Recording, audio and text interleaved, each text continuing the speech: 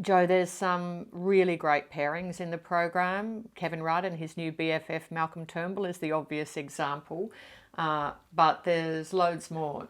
Tell us more about that. Well, there are some great pairings, some dynamic duos in the program.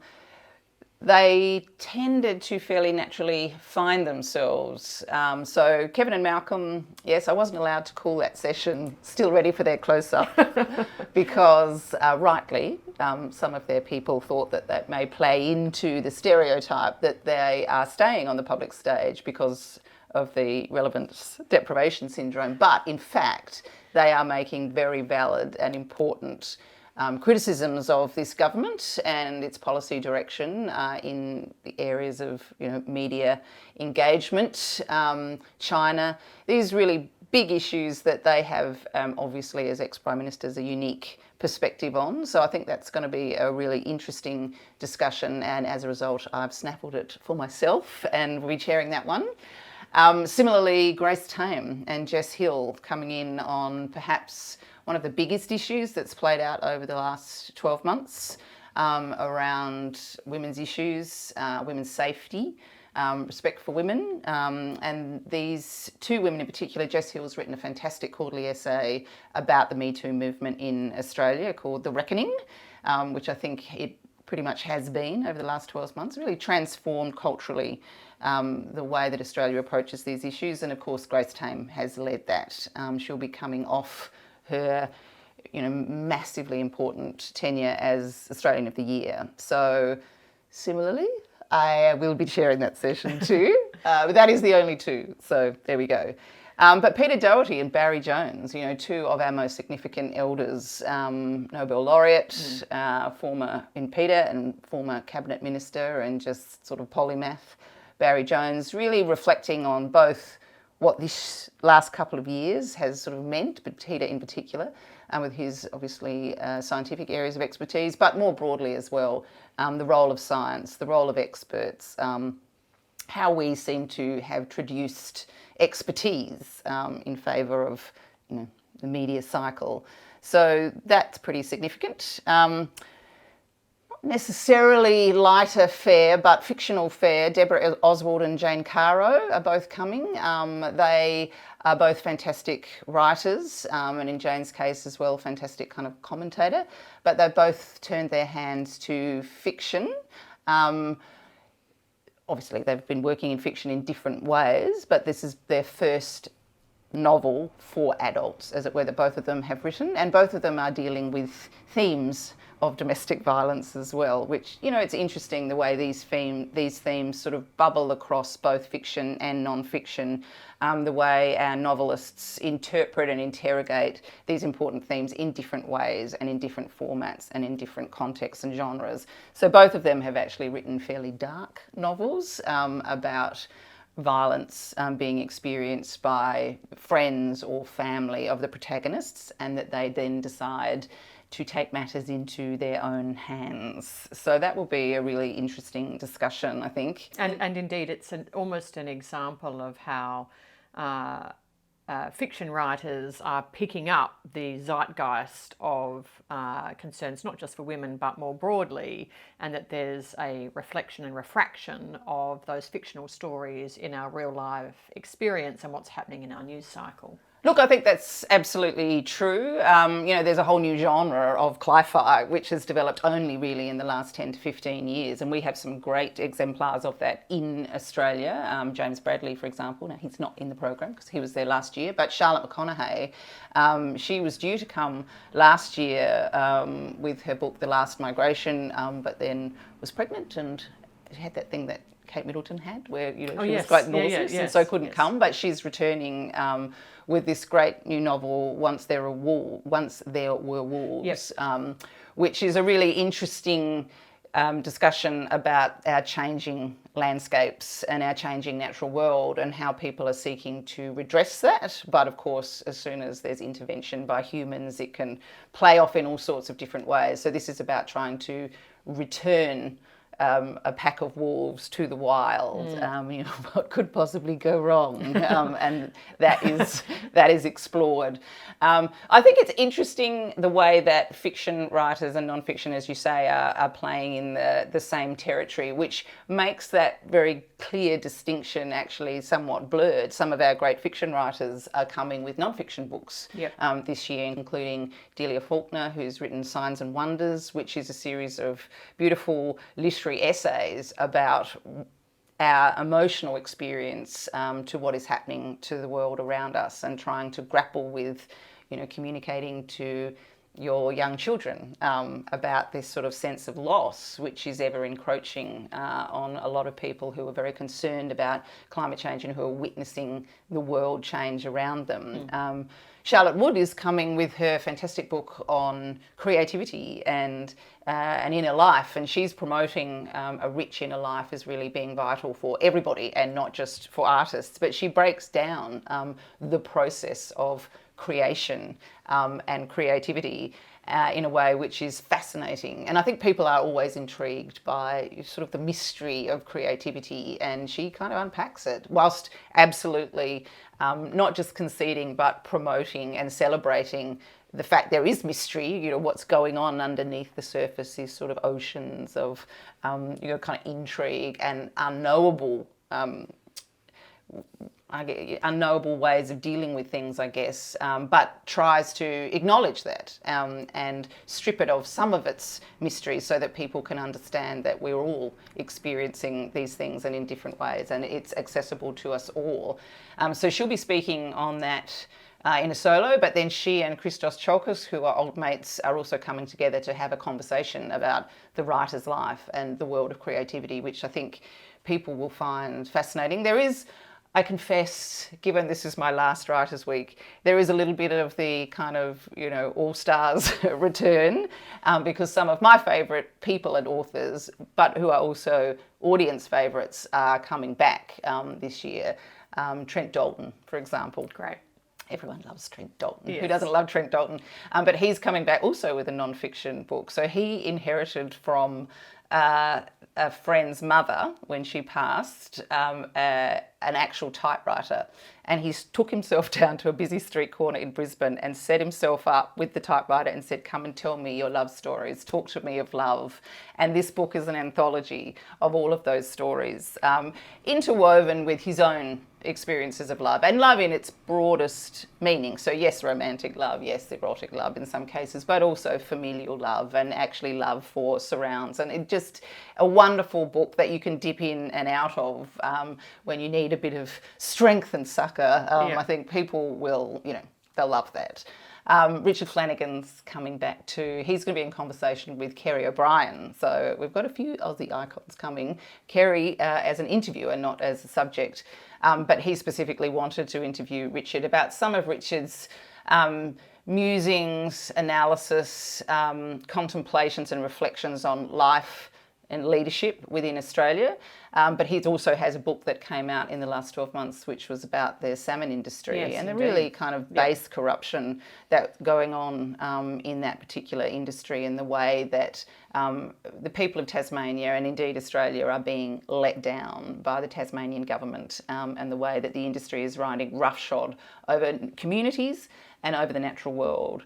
And, you know, governments riding roughshod over communities is something of a theme in some ways as well.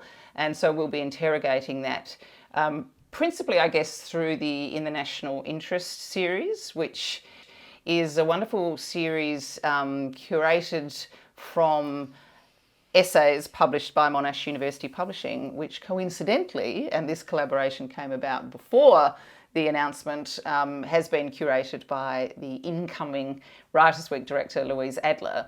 And this is really, she's invited big thinkers, interesting writers, some prominent, some not, to tackle a big issue. And so we have Adelaide's own Rachel Doyle talking on a panel with Michael Bradley, both of whom have published essays in the National Interest series, but also joined by Saxon Mullins, and they're talking about the failure of the law to grapple with sexual harassment and sexual assault, and how we can do that better, where the problems are and what can be done better.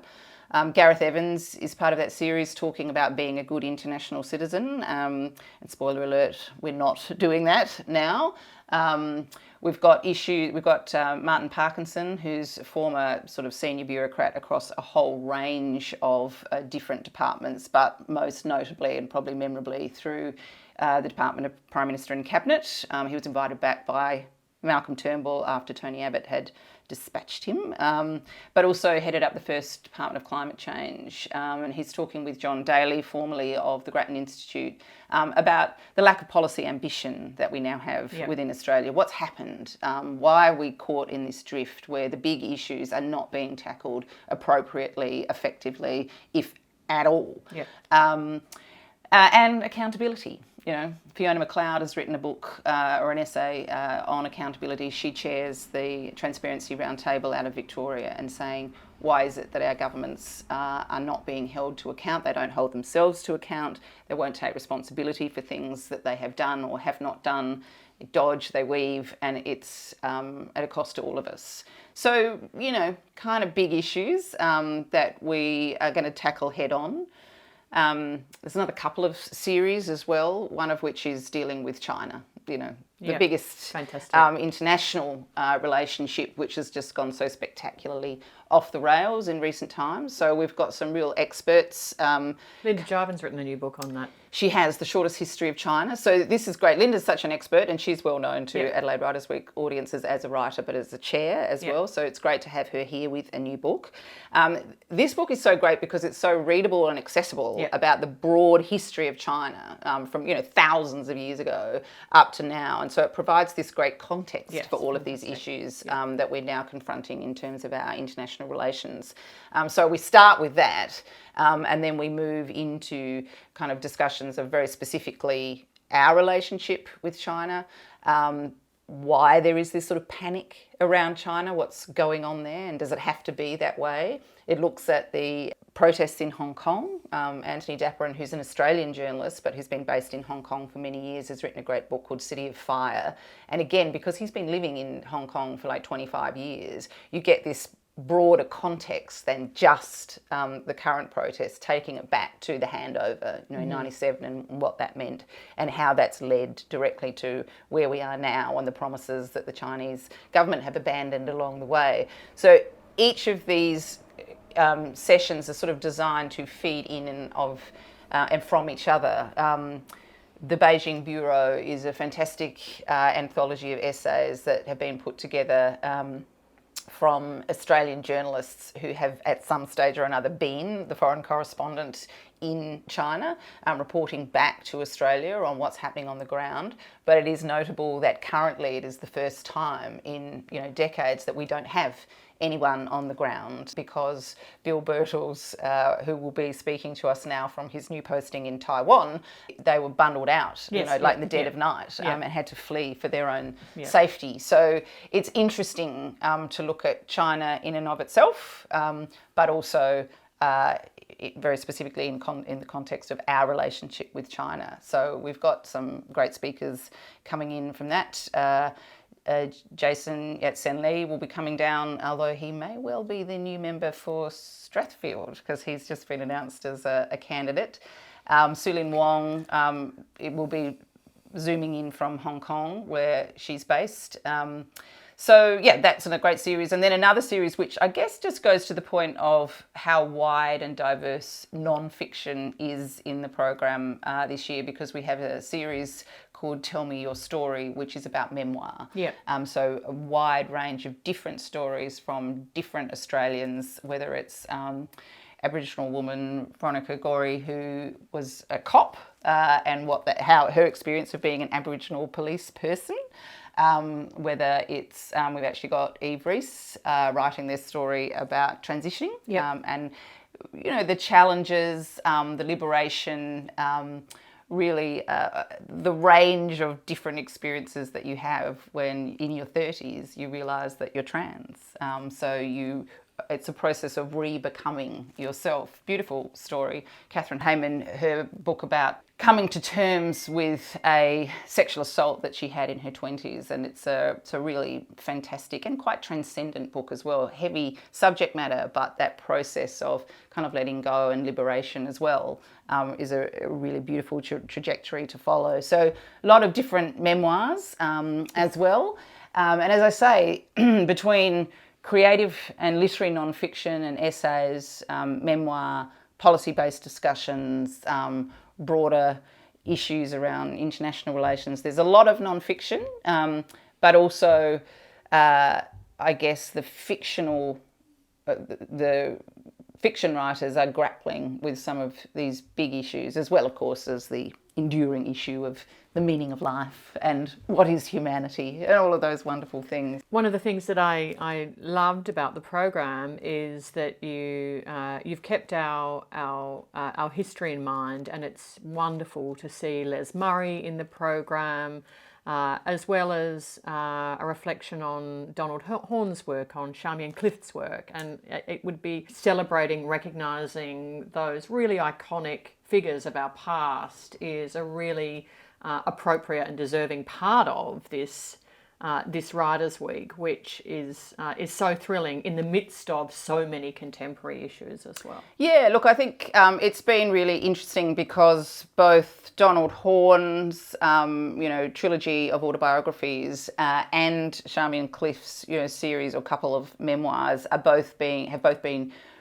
reissued as in one volume, and I think it's just an important thing that we both celebrate our great writers, but also that sort of literary heritage. Yep.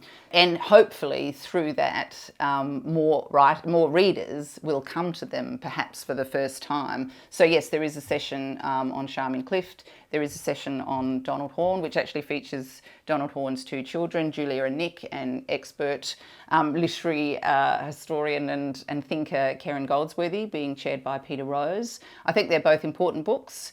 Les Murray's, this is to celebrate the publication of his last collection, posthumous publication of his last collection of poems.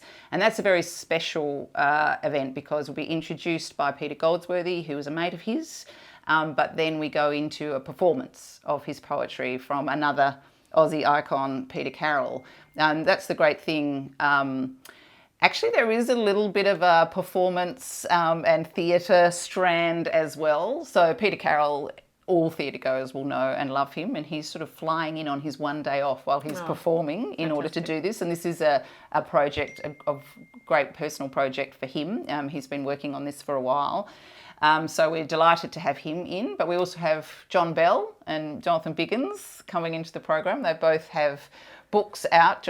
John's was really about what you can learn about leadership from Shakespeare. And Jonathan, it's an adaptation of his fantastic play that many of our audiences, Writers' Week audiences, may have seen, The Gospel According to Paul, which was a great comedy, but not just a comedy, actually, a really fantastic sort of bio play. And so they're going to be talking about really their life in the theatre, what, yes, great people, Shakespeare, Keating, can teach us about leadership, but more broadly as well, a theatrical life, what the imagination can bring to analyses of these types of big picture issues. And again, it is that kind of we've just lived through such an experience collectively over these last 2 years. And so the theme really of this year's Writers' Week is, yes, there's big pictures that we need to examine and reflect on, interrogate, learn from, but also what we want to do is build a better picture back. We don't want to go back to where we were before. And if anything, these last 2 years have showed us, the fault lines in our societies and our economies and our communities. So how do we, with that knowledge, armed with that important knowledge, how do we move forward and what do we do? Two people who can, help us understand that are Sean Kelly and Annika Smethurst, both of whom have written books about Scott Morrison. So they're coming together with a topic called Who the Bloody Hell Is He? Which, Sean Kelly's book in particular is just a really fantastic, he talks about it almost as literary criticism because his position is, well, we learn about our political leaders through the pages of the media, in most cases. So they are characters that we are reading about. And so he actually tackles, Morrison head on as a character, which Morrison himself has very deliberately constructed for our consumption. And Annika fills in some of those gaps that there's always been about his biography. Why did he get sacked from the Tourism Commission? And she's sort of done the deep dive into this. So I think that will be a kind of a fantastic conversation, and that will be chaired by the wonderful Annabelle Crabb. So, we'll be getting a really acute perspective from both the panellists and the chairs. And while not stage, but certainly screen, Brian Brown. Brian Brown has not just been content to be a storyteller on the screen, but has actually turned his hand to writing. And as Samuel says, it's like really annoying that he can be not just a great actor, but a great writer. And it's really kind of it's in the crime genre. It's a series of linked short stories. Sweet Jimmy, the book is called. And it's kind of hard-boiled detective genre at its best. Very spare prose, very sharp, great dialogue, great characters, really deftly drawn. So it is kind of an incredible thing that he's just churned out a book. And look, another person who churned out a book actually was Diana Reid. Her debut novel. She was a writer and director for the stage, and had written a musical which... Oh, yes. I think it was it 1984, the musical or something like that? And it had premiered, he was about to go to the Edinburgh Fringe, and then COVID. And so she thought, oh, well, I'll use lockdown to write a novel. And did, and it's fantastic. And it is an Australian contribution to what has been a kind of an overlooked genre, I think, in Australian fiction, the university, the campus novel. And so it's sort of, Sally Rooney has obviously, catapulted that genre right up there. And it is a bit Rooney-esque in the sense that it's a fantastic... It's the story of, first year uni. So it's set at Sydney Uni, someone who's come up from Canberra, she's got a scholarship, she's not particularly wealthy, unlike some of the people who are because she goes into residential college, and it's the life that you lead, the incredibly drunken life that you lead, but also that kind of intellectual precociousness when you're sort of showing off to each other, but also, some of the issues that are thrown up when there are excessive drinking, men and women living cheek by jowl and wanting to experiment in different ways. So that's great. And she's paired with another great young writer who is also an opera singer, who went off to Oxford, and she's written a book, and it's based on that. If you sit down with another person and you each answer these 28 questions together, then you will fall in love with each other. Yes. And so it's based on that. And it's called 28 Questions. And so they're both really kind of great. Her name's Indiana Schneider.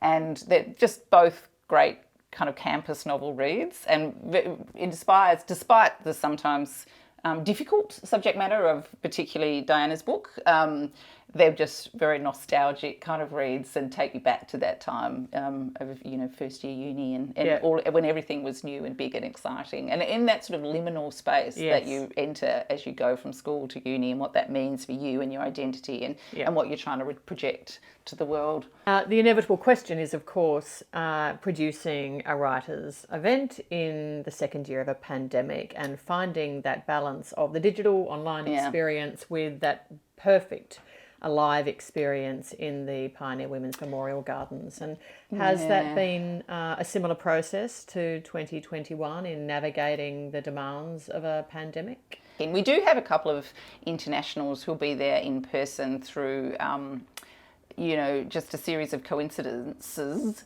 and in some cases very deliberate strategy. So Joelle Taylor, who people may remember from 2019, is this fantastic poet and writer and performer. She was going to be here on a British Council funded tour, so we've managed to snaffle her. Her career has just taken this massive fillip in the last couple of weeks because her latest collection of poetry won the T.S. Eliot award for poetry in the UK, which is probably the most prestigious poetry award there. And because she came through the world of slam poetry and spoken word performance, that's quite an achievement for her, and just demonstrates the way she has matured as a writer without losing any of the kind of visceral, fierce rage which actually fuels so much of her work. So we're delighted to have her. We're assuming still at the moment that Abbas Nassari can come in person, and he's on a panel with Javier Elam. Abbas Nassari was one of the refugees aboard the Tampa. So he's written a book about his experience. It's called After the Tampa, and it really shows what a, insane moment of hysteria it was that collectively seized Australia when it behaved in the way that it did 20 years ago. And the people that we lost as a result, these very fine citizens. And we could perhaps examine that a little more closely and think about those people still imprisoned in Australian detention centres.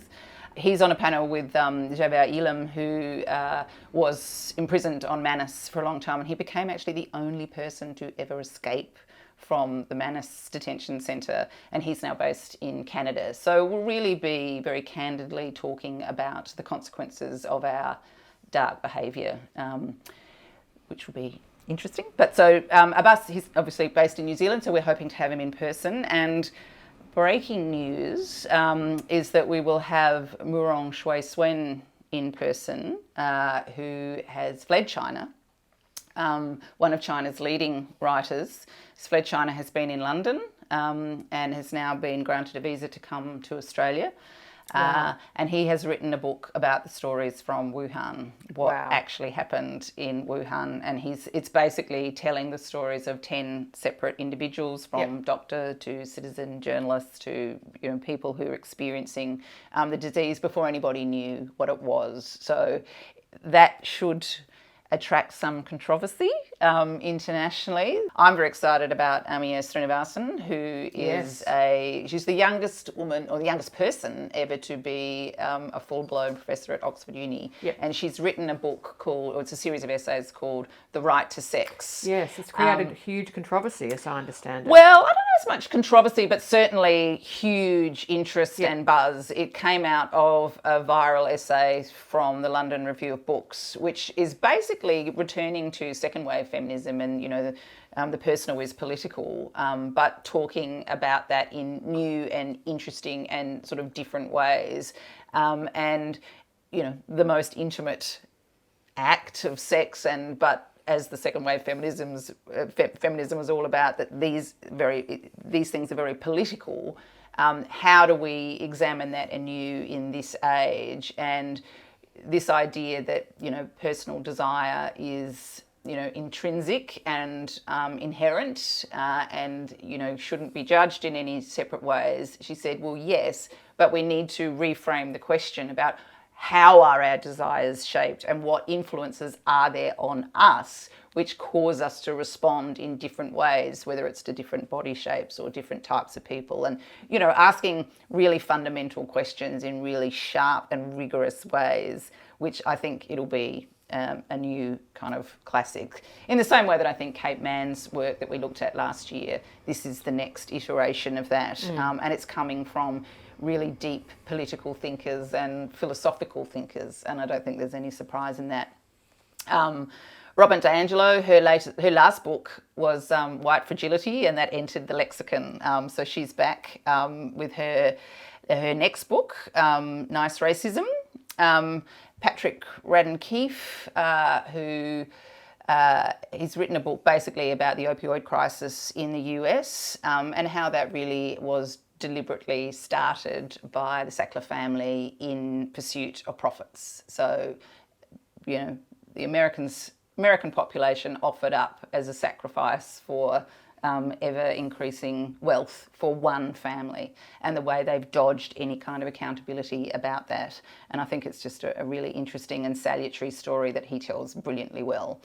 But as people already know from the previous release of Names Come to Being, Isabel Allende, we've got Lisa Taddeo, who made such an impact with her non-fiction book, Three Women, now with her first book of fiction, Animal. Lots of fantastic people, slightly less Zoom events because I think we're all a bit over Zoom. So we've tried to make each Zoom event count. And if people are too over it, we've also tried to ensure that when there is someone Zooming in on one stage, there's definitely an in-person session that you go to on the other stage if that's your preference.